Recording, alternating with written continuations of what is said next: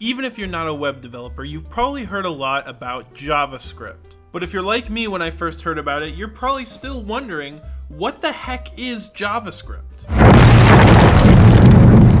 Basically, JavaScript is a programming language designed to run on web browsers initially. It usually executes alongside HTML and CSS to create some sort of web page. While the HTML allows you to define elements and the CSS allows you to style elements, JavaScript allows you to make elements do special things. But despite their similarities, JavaScript is very different from its namesake Java. See, Java is a language that gets compiled. However, JavaScript is a bunch of plain text that gets executed by a browser. Each browser has its own JavaScript engine or JavaScript virtual machine. In Firefox, you'll find the SpiderMonkey engine, and in Chrome, Opera, and some others, you'll find the V8 engine. Now, this doesn't matter too much, and I almost never worry about what engine is going to be running my JavaScript applications, but at its core, JavaScript was developed to be a safe language with very limited access to the user's file system.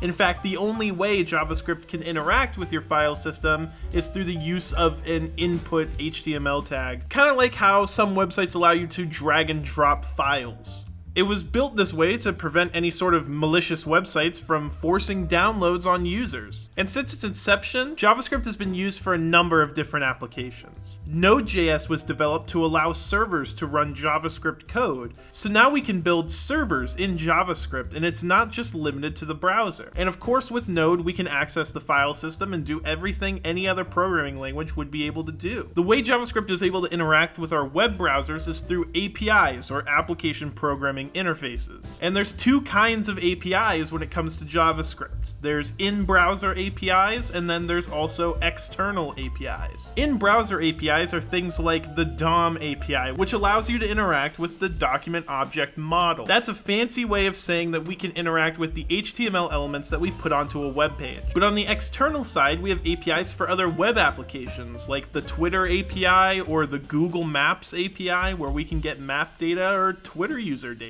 We also have frameworks built on JavaScript to try and make interacting with the document object model easier. The first of its kind was jQuery, which allowed programmers to dynamically change HTML elements on the DOM. And after that came technologies you might know today, such as React, Angular, Svelte, and Vue. And year over year, JavaScript has been one of the most widely used programming languages, used almost exclusively for the fact that it's very well known and easy to build applications quickly. So hopefully you can march forward into your JavaScript career and know a little bit more about how this beautiful language works. Thanks for watching, and be sure to subscribe for more informative videos in the future.